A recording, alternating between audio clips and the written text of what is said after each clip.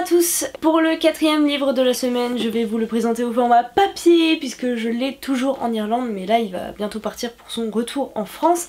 Et il s'agit donc de Fated de Benedict Jacka, qui est le premier tome de la saga des romans Alex Verus. C'est un roman de type fantastique qui est plein d'un humour mordant qui m'a beaucoup fait sourire. Alors ça m'a pas fait rire. Enfin, ça m'a pas fait rire aux éclats, mais vraiment ça m'a fait sourire. Une des difficultés que j'ai quand je dois vous présenter ce roman, c'est de savoir où le classer. Est-ce que c'est vraiment plus jeunesse young adulte ou plus adulte? L'intrigue, de mon point de vue, n'est pas assez poussée.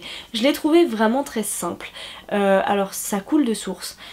C'est bien amené, hein, les éléments sont là, dans le bon ordre, mais je l'ai un peu plus vécu comme la découverte d'un univers, la découverte des différentes... alors pas castes, je vous avoue que comme ça fait très longtemps que je l'ai lu, je me souviens plus exactement des termes employés, mais en tout cas voilà, des bons magiciens, des mauvais magiciens, du conseil des magiciens, de comment ils étaient organisés, de comment étaient considérés les magiciens qui avaient tel ou tel pouvoir. Voilà, c'était pour moi un peu plus une découverte de l'univers qu'une véritable histoire. Après je ne sais pas comment sont faits les tomes suivants puisque je n'ai pas encore continué la saga, je ne sais d'ailleurs pas si je le ferai, enfin en tout cas pas dans un futur proche je pense.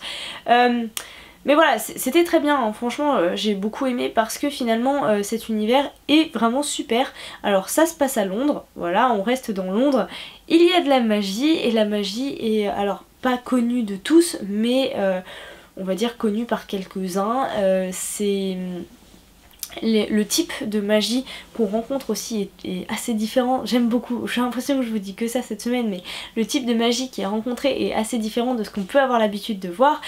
Par exemple notre personnage principal Alex Verus, qui est très drôle, est un devin je crois. Alors je sais pas si c'est le terme qui est utilisé dans la version française, je suis même plus sûre que ce soit celui utilisé dans la version anglaise, mais disons que c'est comme ça que je l'ai compris. Il est capable de voir tous les différents futurs qui s'offrent à lui en permanence, et ça c'est vraiment génial. On a une très très belle démonstration dès les premières pages du roman, et en fait c'est pour ça que je l'ai acheté. Parce que alors déjà c'était drôle, je me suis dit tiens c'est bien, j'ai envie d'un fantastique qui me fasse rire. Et en plus voilà, cette démonstration des pouvoirs qui m'a montré que dans cet univers-ci on a des choses intéressantes à voir. Le personnage d'Alex Verus, en plus d'être devin, tient pour vivre une boutique, pas d'antiquaire, pas de magicien, mais voilà, il vend des artefacts, c'est un peu fort comme mot, mais des objets en lien avec la magie qui ont ou qui n'ont pas de pouvoir en fonction des clients qui s'intéressent à lui. Et donc pour cela il a il est aidé par une jeune fille qui a été maudite, et cette jeune fille lui rapporte des objets qu'il peut ensuite mettre en vente. Et un jour elle prend un objet qui est beaucoup plus dangereux et beaucoup plus important que tout ce qu'ils auraient pu imaginer. Je vous ai parlé de l'univers, je peux pas vous décrire toutes les différentes créatures qu'on y trouve. Alors je pense qu'il y a des esprits comme des esprits de l'air, il y a des personnages qui peuvent se rendre invisibles.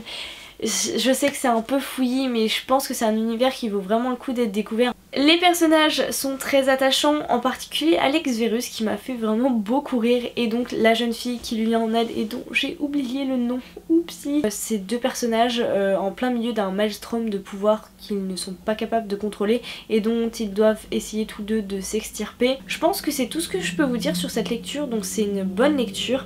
Je l'ai prêtée à mon amie de lecture commune Léa, c'est vrai qu'on n'en a pas discuté, elle m'a pas trop dit ce qu'elle en avait pensé, ce serait bien qu'on en parle. Comme je vous le disais, je ne dirai sûrement pas la suite dans l'immédiat, mais si j'ai envie de sourire, si j'ai envie de rigoler un petit peu en lisant du fantastique, je sais que sans problème je peux me tourner vers cette saga qui je crois compte au moins 5 ou 6 tomes à l'heure actuelle. C'est aussi pour ça que je me lance pas trop, vous le savez, moi les sagas très longues c'est pas une histoire d'amour, donc du coup voilà, pour l'instant je m'arrête au premier tome, c'est très très bien, et si j'ai envie d'y retourner je le ferai sans hésitation. Comme toujours, si vous l'avez lu, parce que celui-ci même si je l'ai lu en anglais il a été traduit en français, donc si vous l'avez lu n'hésitez pas à venir m'en parler, et puis n'hésitez pas à me dire si je vous ai donné envie de le lire. Si vous avez envie d'avoir plus de détails, plus d'informations, n'hésitez pas à me les demander en commentaire, je me ferai une joie de vous répondre, et on se retrouve demain pour la dernière vidéo de la semaine.